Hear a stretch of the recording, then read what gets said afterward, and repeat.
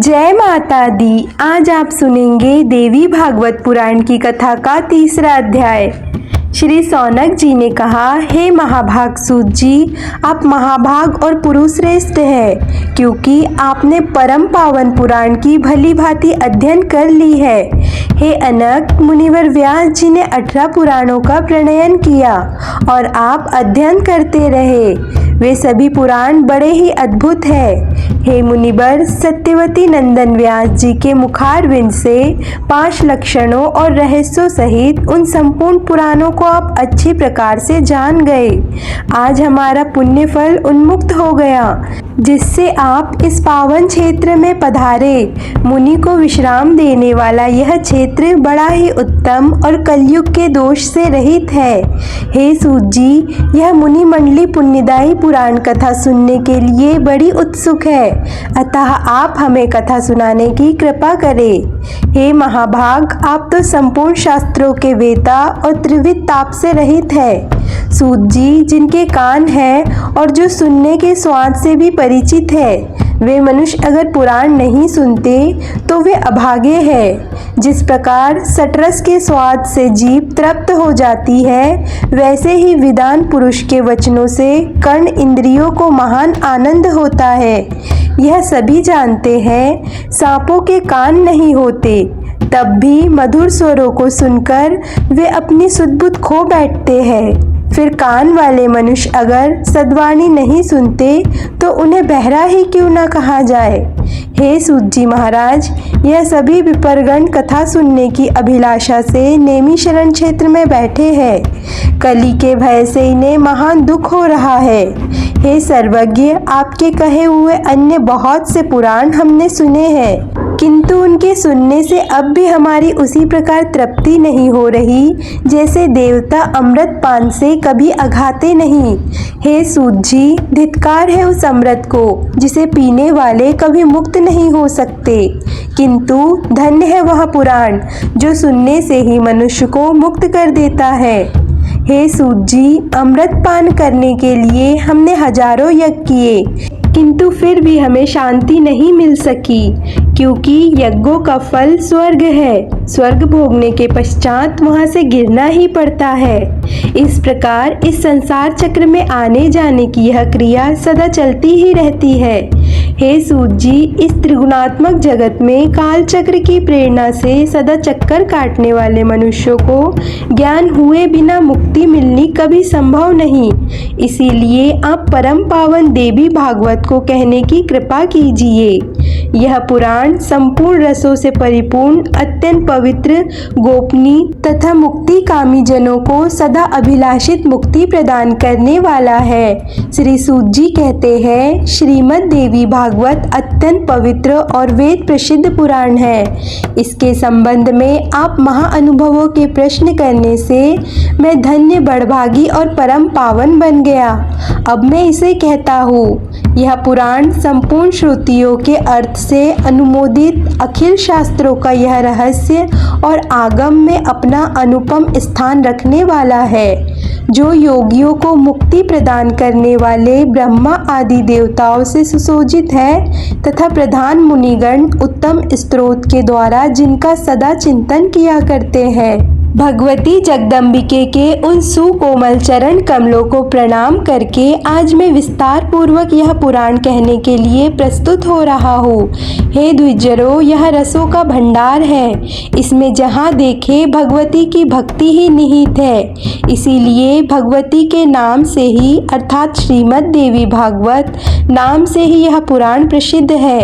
उपनिषद में जो विद्या नाम से प्रसिद्ध है, आज्ञा परा सर्वज्ञ जिनके नामांतर है, जो संसार में आवागमन रूपी बंधन को काटने में कुशल है और चारों ओर ही जिनकी सत्ता बनी रहती है, दुष्ट जन जिन्हें किसी प्रकार भी नहीं जान सकते, तथा मुनियों के ध्यान करने पर जो स्वयं अपनी झांकी दिखाया करती है, वे भगवती जगदम्बिके इस कार्य में सफलता प्रदान करने की कृपा करे। वेदों और पुराणों में यह भली भांति विदित है कि ब्रह्मा जी इस अखिल जगत के सृष्टा है। साथ ही वे यह भी कहते हैं कि ब्रह्मा जी का जन्म भगवान विष्णु के नाभि कमल से हुआ है। फिर ऐसी स्थिति में ब्रह्मा जी स्वयं श्रेष्ठा कैसे हो गए? भगवान विष्णु को भी स्वयं श्रेष्ठा नहीं कह सकते। वे तो शेषनाग की सैया पर सोए हुए थे। नाभि से कमल निकला और उस पर ब्रह्मा जी प्रकट हुए, किंतु वे श्रीहरि भी तो किसी आधार पर ही अवलंबित थे।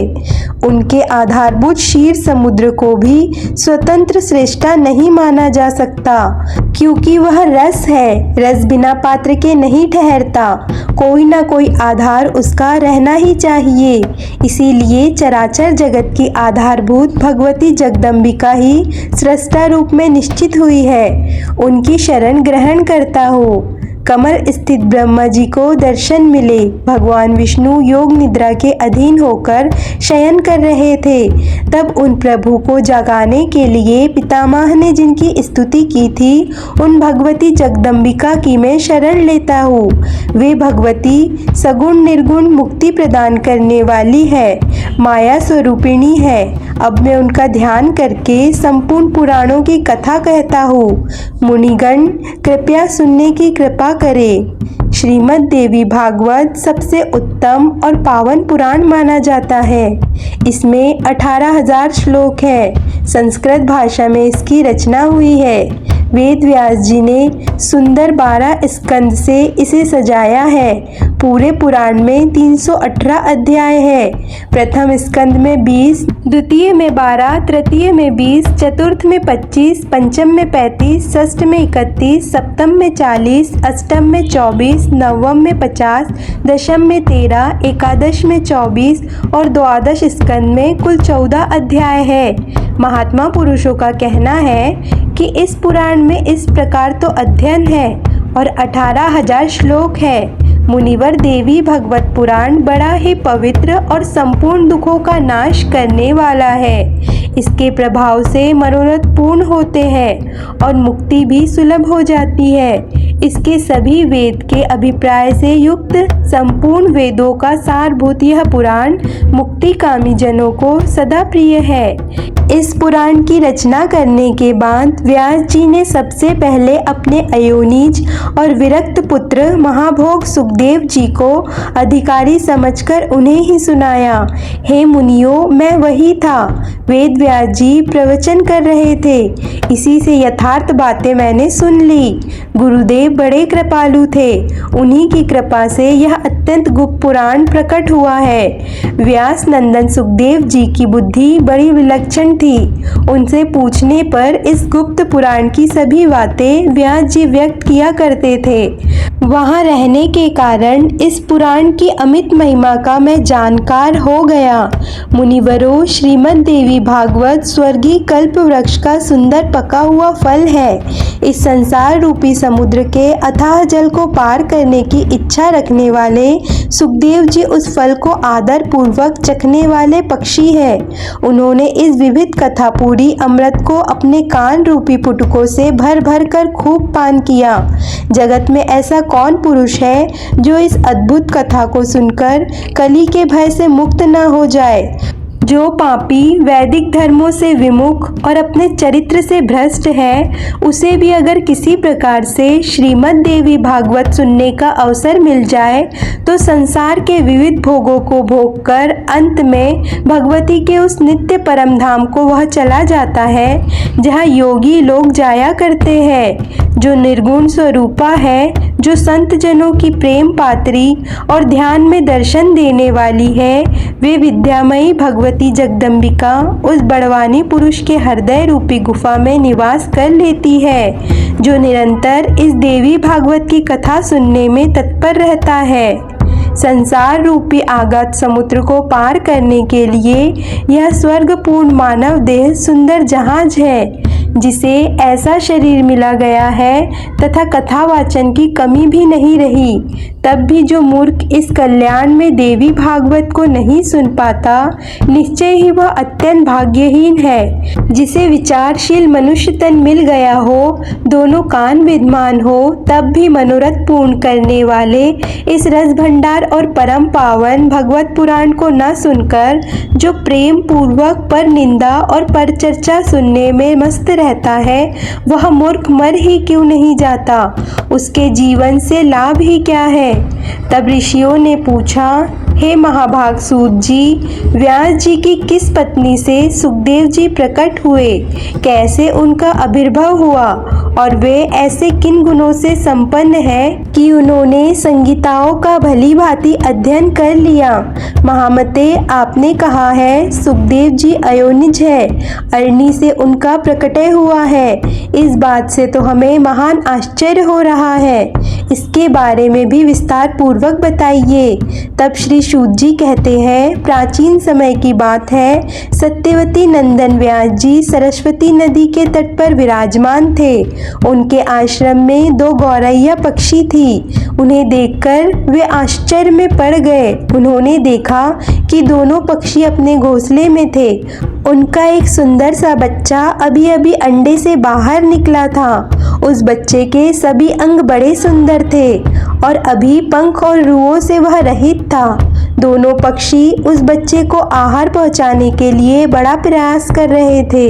बार बार दाने ला लाकर उन्हें बच्चे के मुख में डालना उनका प्रधान कर्तव्य बन गया। वे आनंद से मग्न होकर उस बच्चे के अंगों को अपने अंगों से रगड़ते और प्रेम पूर्वक उनका मुख चूमा करते थे। उन गौरैयाओं को अपने बच्चों से ऐसा अद्भुत प्रेम देखकर व्यास जी ने अपने मन में विचार किया कि जब पक्षी अपने पुत्रों के प्रति इतना स्नेह कर रहे हैं, तब मनुष्य का संतान में प्रेम हो, इसमें कौन सी विचित्र बात है? क्योंकि उन्हें तो पुत्रों से सेवा पाने की अभिलाषा बनी ही रहती है। सत्यवती नंदन व्यास जी इस प्रकार से विविध विचारों में उलझकर उदास हो गए। मन ही मन कुछ सोच समझकर बात निश्चित कर ली और वे मंदारचल पर्वत के निकट चले गए। खूब विचार किया, विचार करने लगे, कहने लगे कि मेरे मनोरथ पूर्ण करने और वर देने के निपुण कौन देवता है जिनकी मैं उपासना करूं? भगवान विष्णु, शंकर, इंद्र, ब्रह्मा, सूर्य, गणेश, स्वामी कार्तिकेय, अग्नि तथा वरुण, मुझे किसकी उपासना करनी चाहिए? इस प्रकार व्यास जी सोच ही रहे थे कि इतने में ही चारों ओर विचरने वाले देवर्षि नारद जी हाथ में वीणा लेकर वहां पधारे। मुनि को देखकर व्यास जी को बड़ा हर्ष हुआ। उन्होंने पादकी और अर्घ्य प्रदान करने की समुचित व्यवस्था की, साथ ही कुशल समाचार भी पूछा। कुशल प्रश्न सुन लेने के बाद मुनिवर नारद जी ने व्यास जी से पूछा कि द्वैपायन जी, तुम क्यों इतने चिंतित दिख रहे हो? अपनी चिंता का कारण तो बतलाओ। तब व्यास जी कहने लगे, हे देवर्षि, सुना गया है कि पुत्रहीन की गति नहीं होती और मानसिक सुख भी उसे सुलभ नहीं हो सकता। इसीलिए मैं बहुत दुखी हूँ और यही चिंता मुझे बार बार बेचैन कर रही है। अब मैं मनोरथ पूर्ण करने वाले किस देवता की उपासना करूँ? इसी विचारधारा में गोते खा रहा हूँ। इस परिस्थिति में अब आप ही मेरे आश्रय हैं। हे देवर्षि, आप सब कुछ जानने वाले कृपा के समुद्र हैं। शीघ्र बताने की कृपा कीजिए कि मैं किन देवता की शरण में जाऊं जो मुझे पुत्र प्रदान कर सके। सूत जी कहते हैं, इस प्रकार व्यास जी के पूछने पर महान नारद जी अत्यंत प्रेम पूर्वक उनसे कहने लगे, हे महाभाग व्यास जी, आप इस विषय में जो पूछ रहे हो, ठीक यही प्रश्न मेरे पिताजी ने भगवान श्री हरि से किया था। देवाधिदेव भगवान जगत के स्वामी हैं। लक्ष्मी जी उनकी सेवा में उपस्थित रहती हैं। दिव्य कौस्तुभ मणि उनकी शोभा बढ़ाती है। वे शंख, चक्र और गदा धारण करे रहते हैं। पीताम्बर धारण करे रहते हैं। 4 भुजाएं हैं। वक्षस्थल पर श्रीवत्स का चिन्ह चमकता रहता है। वे चराचर जगत के आश्रय दाता है। जगत गुरु और देवताओं के भी देवता है। ऐसे जगत प्रभु भगवान श्री हरि महान तप तप कर रहे थे। उनकी समाधि लगी हुई थी। यह देखकर मेरे पिता श्री ब्रह्मा जी को बड़ा आश्चर्य हुआ और उन्होंने उनसे यह जानने की इच्छा प्रकट की। तब ब्रह्मा जी ने पूछा कि हे प्रभु, आप तो देवताओं के अध्यक्ष, जगत के स्वामी और भूत भविष्य और वर्तमान सभी जीवों के एकमात्र शासक है। भगवान, फिर आप क्यों तपस्या कर रहे हैं और किस देवता की आराधना में लीन है? मुझे असीम आश्चर्य हो रहा है और सबसे आश्चर्य तो यह हो रहा है कि आप देवेश्वर और सारे संसार के शासक होते हुए भी समाधि में लीन है। प्रभु, आपके नाभि कमल से तो मेरी उत्पत्ति हुई है और वह मैं अखिल विश्व का रचयिता बन गया। फिर आप जैसे सर्वसमर्थ पुरुष से बढ़कर कौन विशिष्ट रहता है, उसे बताने की कृपा अवश्य कीजिए। प्रभु, मैं तो यही जानना चाहता हूँ कि सबके कारण स्वरूप आदि पुरुष परमात्मा तो आप ही है। आप में सारे शक्तियाँ विद्यमान हैं। सृष्टि, स्थिति और संहार सभी कार्य करने वाले आप हैं। महाराज, आपकी इच्छा से ही मैं इस जगत की रचना करता हूँ। भगवान शंकर आपकी आज्ञा पाने पर ही समय अनुसार सदा संहार लीला में प्रवृत्त होते हैं। भगवान, सूर्य का आकाश में चक्कर लगाना, सुखदायी पवन का चलना, अग्नि का जलना और मेघ का बरसना, ये सभी कार्य तो केवल आपकी आज्ञा पर ही निर्भर है। और मुझे तो महान कौतूहल यह हो रहा है कि आप किस देवता का ध्यान कर रहे हैं। त्रिलोकी, मैं तो वैसे आपसे बढ़कर किसी देवता को नहीं देखता। इसीलिए हे प्रभु, मुझ दास को यह रहस्य बताने की कृपा कीजिए, क्योंकि श्रेष्ठ पुरुष कभी किसी बात को छिपाते नहीं। श्री ब्रह्मा जी के यह विनती सुनकर भगवान विष्णु कहने लगे कि हे ब्रह्मा जी, सावधान होकर सुनो। मैं अपने मन का विचार व्यक्त करता हूँ। देवता, दानव और मानव यह सब यही जानते हैं कि आप सृष्टि करता हो, मैं पालन करता हूँ और भगवान शंकर संहार करता है। किंतु फिर भी वेद के परगामी पुरुष अपनी युक्ति से यह सिद्ध करते हैं कि रचने, पालने और संहार करने की यह योग्यता जो हमें मिली है, इसकी अधिष्ठात्री शक्ति देवी है। वे कहते हैं कि संसार की सृष्टि करने के लिए आप में राजसी शक्ति का संचार हुआ है, मुझे सात्विक शक्ति मिली है और रुद्र में तामसी शक्ति का आविर्भाव हुआ है। उस शक्ति के अभाव में आप इस संसार की सृष्टि नहीं कर सकते, मैं पालन करने में समर्थ नहीं हो सकता और शंकर जी से संहार कार्य होना भी संभव नहीं है। ब्रह्मा जी, हम सभी उस शक्ति के सहारे ही अपने अपने कार्य में सदा सफल होते हैं। प्रत्यक्ष और परोक्ष दोनों ही उदाहरण में यह आपके सामने रखता हूँ। यह निश्चित बात है कि उस शक्ति के अधीन होकर ही मैं प्रलय काल में इस शेषनाग की शैया पर सोता और सृष्टि करने का अवसर आते ही जाग जाता हूँ। मैं सदा तप करने में लगा रहता हूँ। उस शक्ति के शासन से कभी मुक्त नहीं रह सकता। कभी अवसर मिला तो लक्ष्मी जी के साथ सुखपूर्वक समय बिताने का सौभाग्य भी प्राप्त होता है। मैं कभी तो दानवों के साथ युद्ध करता हूँ और अखिल जगत को भय पहुँचाने वाले दैत्यों के विकराल शरीर को शांत करना मेरा परम कर्तव्य हो जाता है। बहुत पहले की बात कह रहा हूँ, उस समय आप तो थे ही, चारों ओर जल ही जल था। मुझे 5000 वर्षों तक बाहु युद्ध करना पड़ा था। मेरे कान के मैल से उत्पन्न होने वाले मधु और कैटब नामधारी 2 महान दानव दुष्ट थे। उन्हें असीम अभिमान था और भगवती आदिशक्ति की कृपा से मैं उन दैत्यों को मारने में सफल हो सका। महाभाग, उस समय की बात से क्या आप अपरिचित हो? सर्वश्रेष्ठ शक्ति ही तो उस जीत में हमारा कारण बनी थी। फिर आप बार बार क्यों पूछ रहे हैं? जब सर्वत्र जल ही जल शेष रहता है, तब उस शक्ति की इच्छा के अधीन होकर मैं पुरुष रूप से विचरा करता हूँ। प्रत्येक युग में कच्छप, वराह, नरसिंह और वामन रूप मुझे धारण करने पड़ते हैं। हे ब्रह्मा जी, प्राचीन समय की बात है, एक बार धनुष की डोर टूटी और उससे झट से मेरा मस्तक धड़ से अलग हो गया। आप बड़े कुशल शिल्पी हो, इसीलिए आपने घोड़े का मस्तक मेरे धड़ से जोड़ दिया। यह घटना तो आपके सामने ही घटी थी। तभी से लोग मुझे हयग्रीव कहने लगे। जगत की रचना करने वाले हे ब्रह्मा जी, आप इससे अपरिचित नहीं हो। मुझे सभी प्रकार से शक्ति के अधीन होकर रहना पड़ता है और उन्हीं भगवती शक्ति का मैं निरंतर ध्यान करता रहता हूँ। ब्रह्मा जी, मेरी जानकारी में इन भगवत शक्ति से बढ़कर दूसरे कोई देवता नहीं। नारद जी कहते हैं, इस गुप्त रहस्य के वक्ता भगवान विष्णु है और श्रोता श्री ब्रह्मा जी रहे। मुनिवर, फिर तो पितामह ने वे सभी बातें मुझे भी कह सुनाई। इसीलिए अब आप भी अगर पुरुषार्थ सिद्ध करना चाहते हो तो उन्हीं भगवती के चरण कमल को अपने हृदय से धारण करो। आपकी जो भी अभिलाषा है वे सभी भगवती जगदम्बिका अवश्य ही पूर्ण करेगी। श्री सूत जी कहते हैं, इस प्रकार नारद जी के कहे पर सत्यवती नंदन व्यास जी भगवती देवी के चरण कमलों को अपने हृदय में स्थापित करके तपस्या करते हुए पर्वत पर चले गए। ऋषिगण बोले, हे सूत जी, आपने बड़े आश्चर्य की बात कही।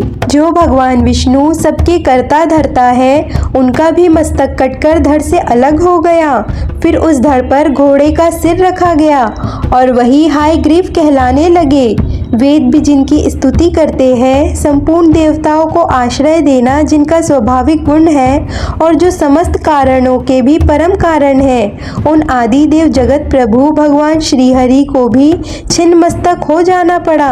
यह तो दैव की ही करामत है, परंतु महामते ऐसी घटना कैसे घट गई, इसे शीघ्र विस्तार पूर्वक कहने की कृपा कीजिए। तब श्री सूत जी कहते हैं, मुनिगणों, भगवान विष्णु परम तेजस्वी और देवताओं के भी देवता है। उनकी लीला बड़ी विचित्र है। तुम सब लोग अत्यंत सावधान होकर उनकी अद्भुत कथा सुनो। एक समय की बात है, भगवान श्रीहरि को घोर युद्ध करना पड़ा। कई वर्षों तक वे युद्ध क्षेत्र में डटे रहे। फिर तो उन्हें थकान सी हो गई। इस थकान को मिटाने के लिए वे अपने पुण्य प्रदेश वैकुंठ लोक को गए। पद्मासन लगाकर बैठे। धनुष पर वहां डोरी चढ़ी हुई थी। इसी अवस्था में धनुष को भूमि पर टेककर उसी के सहारे वे कुछ झुक से गए। आराम करने का सोचने लगे। अब आराम करते करते वे धीरे धीरे उसी धनुष के लगे लगे अलसाने लगे। अब एक तो थकान के कारण, युद्ध भूमि में इतने वर्षों के युद्ध के कारण जो थकान हुई थी, इसे कारण कहिए या फिर भगवान की लीला ही कहिए, उन्हें घोर निद्रा आ गई। उन्हीं दिनों देवताओं के यहाँ यज्ञ करने की योजना चल रही थी। देवराज इंद्र, ब्रह्मा जी, शंकर जी आदि सभी देवता यज्ञ करने के लिए तत्पर होकर भगवान श्रीहरि से मिलने बैकुंठ लोक गए। देवताओं का कार्य निर्विघ्न चलता रहे, यही उस यज्ञ का उद्देश्य था। वहाँ उन्हें भगवान विष्णु का दर्शन नहीं मिला। फिर तो ध्यान द्वारा उन्होंने पता लगाकर वे जहाँ भगवान विराजमान थे वहीं पहुँच गए।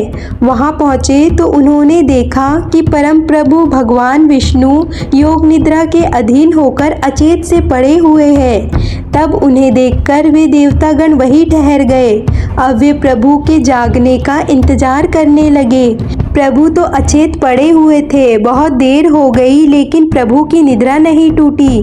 तब ऐसे में देवतागण बड़े चिंतित हो गए। अब ऐसी स्थिति में देवराज इंद्र ने जो प्रमुख देवता वहां पर थे उन्हें संबोधित करके कहा कि प्रभु, अब आप बताइए क्या करना चाहिए। देवतागणों, आप स्वयं भी विचार कीजिए, भगवान विष्णु को इस निद्रा से कैसे जगाया जाए। तब भगवान शंकर वहां कहने लगे कि देवताओं, यद्यपि किसी की निद्रा भंग करना निषिद्ध आचरण है, अब यज्ञ भी करना है तो यज्ञ करने के लिए तो प्रभु को जगाना ही पड़ेगा। तब ब्रह्मा जी ने बमरी नामक एक कीड़ा उत्पन्न किया। सोचा कि धनुष तो पृथ्वी पर है ही, बमरी नामक कीड़ा उस धनुष की तात को काट देगा। फिर आगे की रस्सी को काटते हुए झुका हुआ धनुष ऊपर की ओर तन उठेगा। फिर तो देवादिदेव श्री हरि की निद्रा टूट ही जाएगी। अब देवताओं का कार्य सिद्ध होने में भी कोई संदेह नहीं रहेगा। इस प्रकार मन में विचार करके ब्रह्मा जी ने वैसा ही करने के लिए बमरी कीड़े को आज्ञा दी। तब वह बमरी नामक कीड़ा ब्रह्मा जी से कहने लगा, प्रभु लक्ष्मीकांत भगवान नारायण देवताओं के भी आराध्य देव है, भला उन जगत गुरु की निद्रा मैं कैसे भंग कर सकूं? भगवान, इस धनुष की डोरी काटने में मुझे भला कौन सा लाभ है, और धनुष की तात काट कर तो बड़ा घृणित कार्य मुझसे करवाया जाएगा। सभी प्राणी किसी न किसी स्वार्थ को लेकर ही कोई नीच कर्म करते हैं, और यह तो बिल्कुल सच है कि अब अगर इस धनुष की तात को काटने में मेरा कोई भी काम बने तब तो मैं इसे काटने में तत्पर हो जाऊंगा। तब ब्रह्मा जी कहने लगे, बमरी सुनो, हम लोग तुम्हें यज्ञ में भाग दिया करेंगे। यह निजी लाभ मानकर अब तुम शीघ्र ही हमारा कार्य करो, अर्थात भगवान श्रीहरि को निद्रा से जगा दो। देखो, यज्ञ में हवन करते समय जो अगल बगल हविष्य गिर जाएगा वो तुम्हारा भाग होगा, यह समझ लो। अच्छा, अब हमारा काम बहुत जल्दी हो जाना चाहिए। सूत जी कहते हैं, इस प्रकार ब्रह्मा जी के कहने पर उसी क्षण बमरी ने प्रत्यंशा को नीचे भूमि पर थी उसे काट दिया। फिर तो धनुष बंधन मुक्त हो गया। अब इधर देखिए, प्रत्यंशा कटी, दूसरी और डोरी भी वैसे ही ढीली पड़ गई। और जैसे ही प्रत्यंशा की डोर कटी और ढीली हुई, उसी समय बड़े जोर से भयंकर शब्द हुआ, जिसे सुनकर सभी देवतागण भयभीत हो उठे। चारों तरफ अंधकार छा गया, इतना अंधकार छा गया कि सूर्य की प्रभा भी क्षीण हो गई। फिर तो सभी देवतागण घबराकर सोचने लगे कि ऐसे समय में और इतने भयंकर समय में अब पता नहीं क्या होने वाला है। ऋषियों और समस्त देवतागण ने यही सोचा कि इतने में पता नहीं भगवान विष्णु का मस्तक कुंडल और मुकुट सहित कहाँ उड़कर चला गया। कुछ समय के बाद जब घोर अंधकार शांत हुआ, तब भगवान शंकर और ब्रह्मा जी ने देखा कि श्री हरि का विग्रह बिना मस्तक का पड़ा हुआ है। यह तो बड़े आश्चर्य की बात सामने आ गई। भगवान विष्णु के केवल धड़ को देखकर अब उन देवताओं के आश्चर्य की कोई सीमा नहीं रही। अब वे तरह तरह की चिंता करने लगे और चिंता के सागर में डूबने लगे। बहुत दुखी होकर उन सबकी आंखें अब भर आई, सबकी आंखें जल बरसाने लगी। वे विलाप करने लगे कि नाथ, आप तो देवताओं की भी आराध्य देव और सनातन प्रभु है, फिर भी हे भगवान, संपूर्ण देवताओं को निष्प्रत करने वाला ये कैसा विचित्र घटना घट गई। ब्रह्मा जी कहने लगे, काल भगवान ने जैसा विधान रच रखा है वैसा अवश्य ही होगा, और यह तो बिल्कुल असत बात है। जैसे बहुत पहले काल की प्रेरणा से भगवान शंकर ने मेरा ही मस्तक काट दिया था, ठीक उसी तरह आज भगवान विष्णु का भी मस्तक धड़ से अलग होकर समुद्र में जा गिरा है।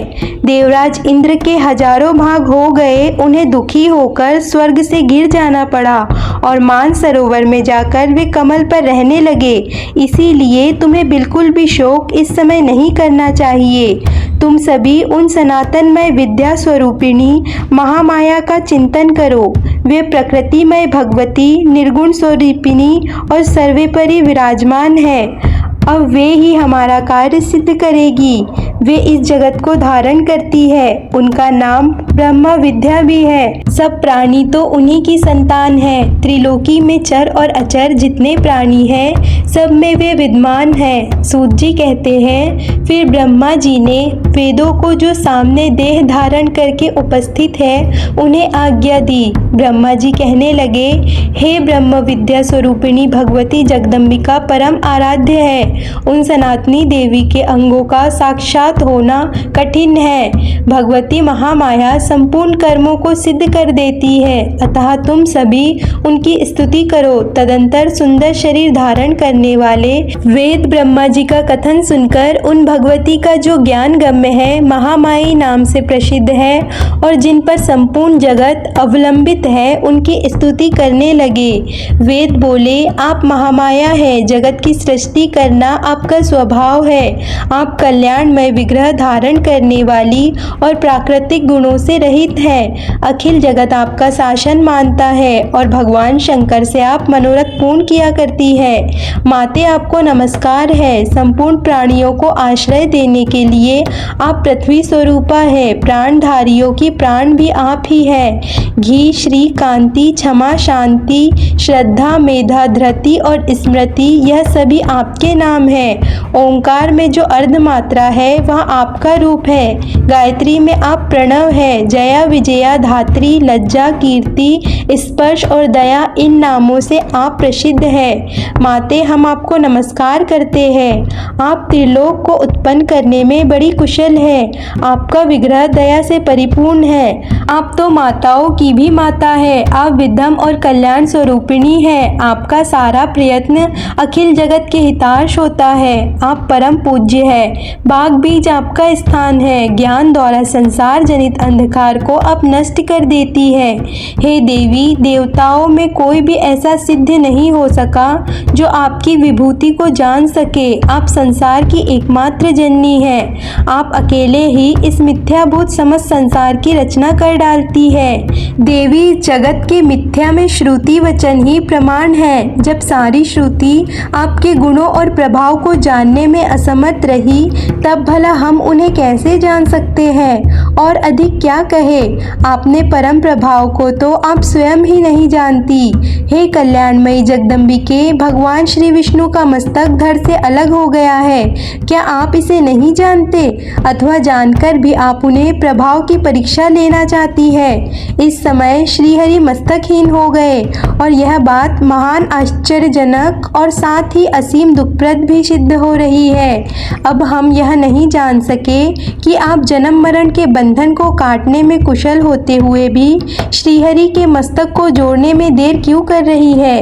हे जगदम्बिके, आपकी यह लीला वैभव अब हमारी समझ के बाहर है। या फिर युद्ध भूमि में देवताओं से हार जाने पर दैत्यों ने पावन तीर्थ में जाकर कोई घोर तप किया है और आप उन्हें वर दे चुकी है, जिसके फलस्वरूप भगवान विष्णु का मस्तक अलक्षित हो गया है। अब आप श्रीहरि को मस्तकहीन देखकर बड़ा आनंद ले रही है। हे जगदम्बिके, आप कहीं लक्ष्मी जी पर कुपित तो नहीं हो गई, क्योंकि आप तो उन्हें भगवान विष्णु से रहित देखना चाहती है। माना कि अगर लक्ष्मी जी ने अपराध कर ही दिया है तो आप उन्हें क्षमा कर देना चाहिए, क्योंकि वे भी तो आपसे ही प्रकट हुई है। अतः श्रीहरि को पुनः मस्तक प्रदान करें। लक्ष्मी जी को प्रसन्न करने की कृपा कीजिए। देवी, यह सुरगण आपको निरंतर नमस्कार कर रहे हैं। आपके जगत सृजन के कार्य की व्यवस्था में यह प्रधान सदस्य है। आपकी कृपा में इन्हें प्रतिष्ठा भी प्राप्त हो चुकी है। अब आप अखिल लोकनायक भगवान विष्णु को प्राण दान करके शोक रूपी समुद्र से इन देवताओं का उद्धार करने की कृपा कीजिए। माता, पहले तो हम यही नहीं जानते कि आखिरकार श्रीहरि का मस्तक चला कहाँ गया है। यह तो बिल्कुल निश्चित है कि आपकी कृपा के बिना कोई उपाय नहीं। आप जैसे अमृत पिलाकर देवताओं को जीवित करने में निपुण हैं, वैसे ही अब जगत को भी जीवित रखना आपका कर्तव्य है। सूत जी कहते हैं, इस प्रकार जब अंगों उपांगों सहित वेदों ने भगवती जगदम्बिका की स्तुति की, तब वे महामाई देवी अत्यंत प्रसन्न हो गई। फिर तो देवताओं को लक्ष्य करके आकाशवाणी होने लगी। प्रत्येक वाणी कल्याणमय थी। सभी शब्दों में सुख भरा था। वह वाणी इस प्रकार थी, देवताओं, अब तुम्हें चिंता करने की आवश्यकता नहीं है। शांत चित होकर अपने अपने स्थान पर विराजमान हो जाओ। वेदों ने भली भांति मेरी स्तुति की है, अतः मेरी प्रशंसा में किंचित भी संदेह नहीं रहा। जो पुरुष मृत्युलोक से मेरे इस स्तोत्र को भक्ति पूर्वक पढ़ता है अथवा पढ़ेगा, उसे सभी अभिष्ट वस्तुएं सुलभ हो जाएगी। अथवा जो श्रद्धालु मनुष्य तीनों काल में सदा इसका श्रवण करता है, उनके सभी शोक शांत हो जाते हैं और वह सुखी हो जाता है। मेरा यह वेद प्रवीण स्तोत्र निश्चय ही वेद तुल्य है। अब तुम लोग ही श्रीहरि को छिन्न मस्तक होने का अर्थात उनके मस्तक के काटने का कारण भी सुनो। इस जगत में कोई भी ऐसा कार्य अकारण भला कैसे हो सकता है। एक समय की बात है, भगवान श्री विष्णु लक्ष्मी जी के साथ एकांत में विराजमान थे। लक्ष्मी जी के मनोहर मुख को देखकर उन्हें हंसी आ गई। लक्ष्मी जी ने समझा, हो ना हो भगवान विष्णु की दृष्टि में मेरा मुख कुरूप सिद्ध हो गया, इसीलिए मुझे देखकर उन्हें हंसी आ गई, क्योंकि बिना कारण उनका मुझे देखकर हंसना कदापि असंभव है। फिर लक्ष्मी जी को क्रोध आ गया। सात्विक स्वभाव वाली होने पर भी वे तमोगुण से अविश हो गई। श्री महालक्ष्मी जी के शरीर में भयंकर तामसी शक्ति का जो प्रवेश हुआ, उसका भी वाणी परिणाम वस्तुतः देवताओं का कार्य ही सिद्ध करना था। वे देवी अत्यंत व्याकुल हो गई। तब झट से उनके मुख से निकल गया कि तुम्हारा यह मस्तक गिर जाए। इसी के कारण इस समय प्रभु का सिर समुद्र में लहरा रहा है। देवताओं, इसमें कुछ कारण दूसरा भी है। वो यह है कि तुम लोगों का एक महान कार्य अब सिद्ध होने वाला है। यह बिल्कुल निश्चित बात है कि हायग्रीव नामक एक दैत्य हो चुका है। उसकी विशाल भुजाएं हैं और वह बड़ी ख्याति पा चुका है। सरस्वती नदी के तट पर जाकर उसने महान तप किया है। वह मेरे एकांत मंत्र माया बीज का जाप करता रहा। बिना कुछ खाए ही वह जाप करता था। उसकी इंद्रियां वश में हो चुकी थी। संपूर्ण भूषणों से भूषित जो मेरी तामसी शक्ति है, उसी शक्ति की उसने आराधना की और वह दैत्य हजारों वर्षों तक ऐसे कठिन तप करता रहा। तब मैं ही तामसी शक्ति के रूप में सजग उसके पास गई और जैसे रूप का वह ध्यान कर रहा था, ठीक उसी रूप में मैंने उसे दर्शन दिए। मैं सिंह पर बैठी सर्वज्ञ दया के ओतप्रोत थी। मैंने कहा, महाभाग वर मांग, सुव्रत तुम्हें जो इच्छा हो उसे देने में मैं तत्पर हूँ। फिर मुझ देवी की बात सुनकर वह दैत्य प्रेम से विभोर हो उठा। उसने तुरंत मेरी परिक्रमा की और मेरे चरणों में मस्तक झुकाया। मेरे इस रूप को देखकर उसके नेत्र प्रेम से पुलकित हो उठे और आनंद के आंसू से भर गए। फिर तो वह मेरी स्तुति करने लगा। हायग्रीव कहने लगा कि कल्याणमयी देवी, आपको नमस्कार है। आप महामाया है। सृष्टि, स्थिति और संहार करना तो आपका स्वाभाविक गुण है। देवी, भक्तों पर कृपा करने में आप बड़ी कुशल है। मनोरथ पूर्ण करना और मुक्ति देना आपको मनोरंजन है। तब भगवती ने कहा कि तुमने बड़ी अद्भुत तपस्या की है। मैं तुम्हारी इस भक्ति से अत्यंत प्रसन्न हूँ। तुम अपना अभिलक्ष्य वर मांगो। तुम्हें जो भी इच्छा हो मैं देने के लिए तैयार हूँ। तब हायग्रीव बोला, माते, जिस किसी प्रकार से मुझे मृत्यु का मुख न देखना पड़े, वैसा ही वर देने की कृपा कीजिए। मैं अमर योगी बन जाऊं। देवता और दानव कोई भी मुझे जीत न सके। देवी ने कहा, जन्मे हुए की मृत्यु और मरे हुए का जन्म बिल्कुल निश्चित है। भला ऐसी सिद्धि मर्यादा जगत में कैसे व्यक्त की जा सकती है? राक्षस राज, मृत्यु के विषय में तो ऐसी बात पक्की समझ लेनी चाहिए। इसीलिए मन में सोच विचार कर जो इच्छा हो वह मांगो। हायग्रीव बोला, अच्छा, तो यह हायग्रीव के हाथ ही मेरी मृत्यु हो, दूसरे मुझे ना मार सके। बस अब मेरे मन में यही इच्छा है और देवी इसे पूर्ण करने की कृपा करे। तब देवी कहने लगी, महाभाग, अब तुम घर को जाओ और आनंद पूर्वक राज करो। यह बिल्कुल निश्चित है, हायग्रीव के सिवा कोई दूसरा तुम्हें मार नहीं सकेगा। इस प्रकार उस दानव को वर देकर तामसी देवी अंतर्ध्यान हो गई और वह दैत्य भी असीम आनंद का अनुभव करता हुआ अपने घर चला गया। वही पापी इन दिनों मुनियों और वेदों को अनेक प्रकार से सता रहा है। त्रिलोकी में कोई भी ऐसा नहीं जो इस दुष्ट को मार सके। अतः इस घोड़े का सुंदर सिर काटकर श्रीहरि के धड़ पर जोड़ दिया जाएगा। यह कार्य श्री ब्रह्मा जी के द्वारा ही संपन्न होगा और तब वे भगवान हायग्रीव देवता के हित साधन के लिए उस दुष्ट और निर्दय दानव के प्राण हरेंगे। श्री सूत जी कहते हैं, देवताओं से ऐसा कहकर वह आकाशवाणी शांत हो गई। फिर सभी देवता जो कुछ देर पहले तक शोक मग्न थे, आनंद से विवल हो गए।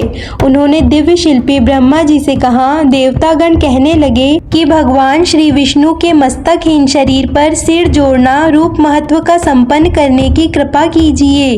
तभी भगवान हायग्रीव बनकर उस दानव राज का संहार कर सकेंगे। श्री सूत जी कहते हैं, देवताओं की बात सुनकर ब्रह्मा जी ने उसी क्षण सुरगण के सामने ही तलवार से घोड़े का मस्तक उतार लिया। साथ ही तुरंत उसे भगवान के शरीर पर जोड़ने की व्यवस्था भी संपन्न कर दी। फिर तो भगवती जगदम्बिका के कृपा प्रसाद से उसी क्षण भगवान श्री विष्णु का हयग्रीव अवतार हो गया। वह दानव बड़ा ही अभिमानी था, देवताओं से उसकी घोर शत्रुता थी। अवतार लेने के पश्चात कितने समय तक भगवान उसके साथ युद्ध भूमि में डटे रहे, तब कहीं उसकी मृत्यु हुई। मृत्यु लोक में रहने वाले जो पुरुष इस पुण्य कथा को सुनते हैं, जो भक्त इस कथा को सुनते हैं, दूसरे को सुनाते हैं, वे संपूर्ण दुखों से मुक्त हो जाते हैं। यह बिल्कुल निश्चित बात है। भगवती महामाया का चरित्र परम पवित्र और पापों का संहार करने वाला है। इसे जो भी पढ़ता व सुनता है, उन्हें संपूर्ण संपत्तियां सुलभ हो जाती है। आज की कथा यहाँ समाप्त होती है।